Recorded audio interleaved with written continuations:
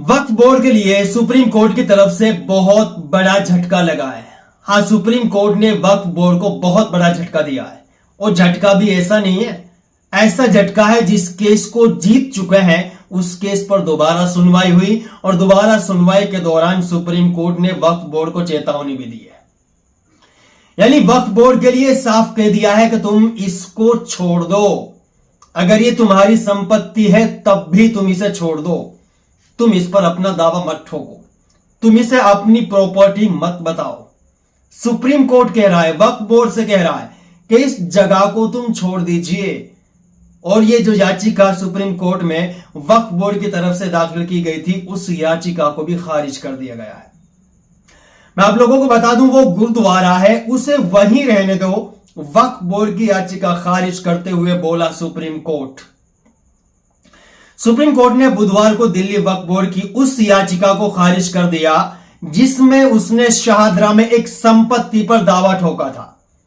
शाहदरा में एक संपत्ति है, उस संपत्ति पर गुरुद्वारे को लेकर, उस संपत्ति पर गुरुद्वारा बना हुआ है, तो संपत्ति पर वक्फ बोर्ड ने दावा ठोक दिया कि यह संपत्ति हमारी है, जो फिलहाल गुरुद्वारे के रूप में इस्तेमाल हो रही है। वहां पर गुरुद्वारा बना हुआ है। यह मामला दिल्ली वक्फ बोर्ड बनाम हीरा सिंह के नाम से दर्ज है। जस्टिस संजय कौरेल और जस्टिस सतीश चंद्र शर्मा की बेंच ने दिल्ली हाई कोर्ट के 2010 के फैसले को बरकरार रखते हुए वक्फ बोर्ड की अपील को खारिज कर दिया है। मैं आप लोगों को बता दूं, इसमें जस्टिस शर्मा ने सुनवाई के दौरान साफ कहा कि वक्फ बोर्ड को इस दावे को अपनी मर्जी से छोड़ देना चाहिए। यानी वक्फ बोर्ड इस दावे को अपनी मर्जी से छोड़ देना चाहिए। हालांकि वक्फ बोर्ड की ओर से पेश सीनियर वकील संजय घोष ने दलील दी कि निचली अदालतों ने माना है कि वहां पहले मस्जिद थी, मस्जिद को तोड़कर यहां पर गुरुद्वारा बनाया गया है। यह निचली अदालतें साबित कर चुकी हैं।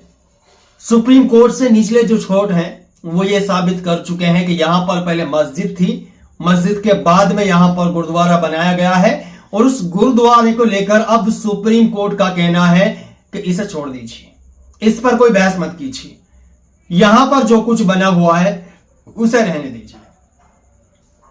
लेकिन अब वहां किसी तरह का गुरुद्वारा बन गया है। इस पर कोर्ट ने कड़ा रुख अपनाते हुए कहा, किसी तरह का नहीं बल्कि पूरी तरह से चल रहा गुरुद्वारा है। जब वहां धार्मिक स्थल के रूप में गुरुद्वारा चल रहा है तो आपको अपना दावा छोड़ देना चाहिए। इसके साथ ही कोर्ट ने अपील को भी खारिज कर दिया है। जो अपील वक्फ बोर्ड ने उस संपत्ति को अपनी संपत्ति बताते हुए अपील की थी, उस अपील को भी खारिज कर दिया है।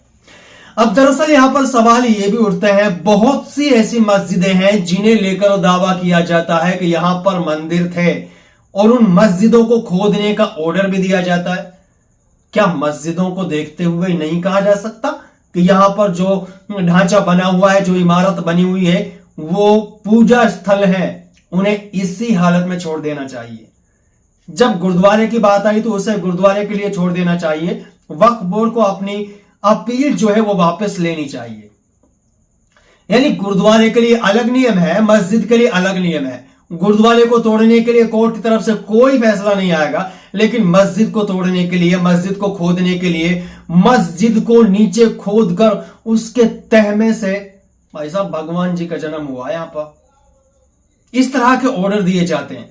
आप अंदाजा लगा सकते हैं कि ये कौन सी तरह की राजनीति हो रही है। जब मस्जिद की बात आती है तो यहां पर पुराना मंदिर था, लेकिन जब गुरुद्वारे की बात आई है तो यहां पर मस्जिद हो या ना हो, आप लोग अपना दावा छोड़ दीजिए। यह सुप्रीम कोर्ट की तरफ से कहा गया है और सुप्रीम कोर्ट ने वक्फ बोर्ड को कहा है कि इस संपत्ति को लेकर आप लोग अपील मत करिए। हालांकि निचली कोर्टों ने यह साबित किया है कि यहां पर मस्जिद थी, उसके बाद गुरुद्वारा बनाया गया है।